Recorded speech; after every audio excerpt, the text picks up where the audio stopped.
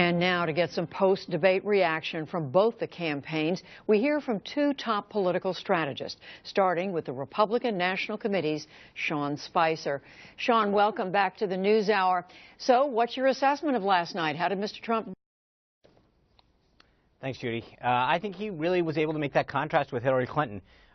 Last night, Donald Trump had an opportunity to become that candidate of change and present himself as that, whereas Hillary Clinton was the campaign, the candidate of the establishment and the status quo.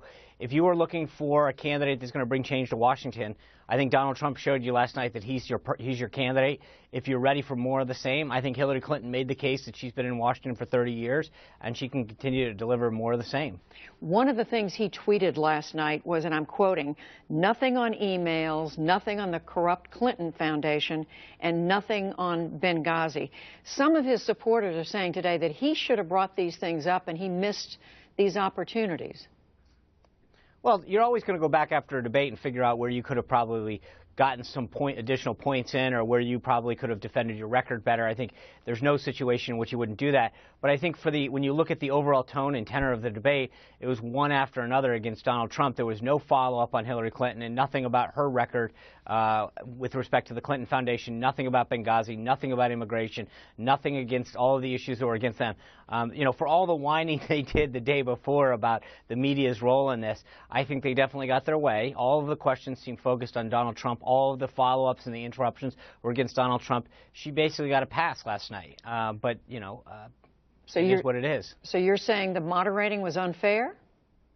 No, I mean, I don't. It's not a question of fair, unfair. Those are the facts. Those are what they are. I mean, she was never interrupted once, and she was never asked about key scandals and issues concerning her record. I mean, those aren't. I'm not here to complain. I'm just here to make sure that everyone understands what happened last night. Donald Trump had a full vetting of his record, and she was basically given a pass on the issues of substance that matter to voters, and where there's been a lot of concern of her record. Well, let me ask you about something she brought up, and that was, or that he was asked about by Lester Holt. And that was his income taxes. Hillary Clinton said the few years that his forms have been made public, he did not pay federal income tax. And his answer was, "That makes me smart." Do you think that's a good message to send to the American people? Well, first, I mean, I think most Americans are sitting back there saying, "I want his accountant." No one sits back to try to figure it out how to pay more taxes. We all pay a ton of taxes, whether it's sales taxes, utility taxes. But the fact of the matter is she was there trying to get at them. I mean, what she wanted to do was to avoid and pivot away from talking about the fact that Donald Trump's taxes, no matter what he pays, didn't hurt anybody, didn't compromise national security. The secret server that she had and the ability the classified information that she took off her secret server and emailed around potentially could have threatened national security. Other countries could have gotten it, and she was doing everything she could to pivot away from having to talk about her own record. Well, let me ask you about something else. Going into this debate, the Trump campaign was saying that they, among other things, they clearly wanted to bring in new voters, minorities, women. And then you had this series of comments about what Donald Trump has said in the past about the former Miss Universe.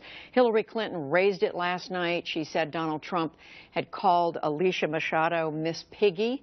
Today, Donald Trump spoke about that and said that Miss Machado had, quote, gained a massive amount of weight, and that was a problem. Is this something, do you think, he should be expanding on, talking about? Well, look, I mean, he didn't bring this up. She did.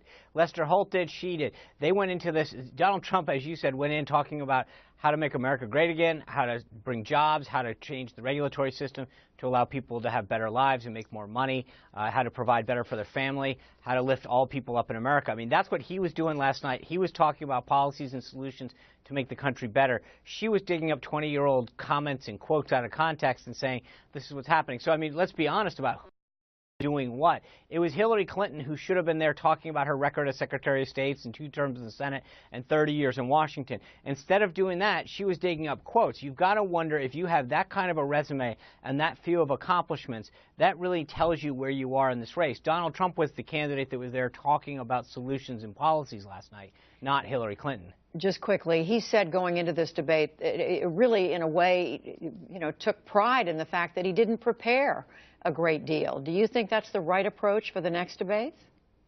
Well, first of all, he didn't say that. He didn't prepare in the sense that in the traditional sense of standing at podiums and going back and forth, but he was clearly preparing. He spent a lot of times with senior advisors and economic advisors going over key policies and honing in stuff.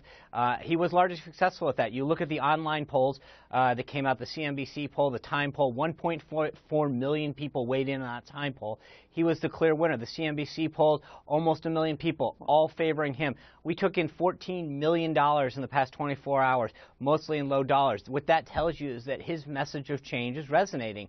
I mean, and that's what mostly matters, is are people hearing what he's saying and want to be part of this team and cast their vote for him in November, and I think the evidence was pretty clear. Well, we know that online polls are not necessarily scientific. People can answer them multiple times, but we hear what you're saying, and we certainly hear you say that you've raised some money. Sean Spicer with the RNC, we thank you.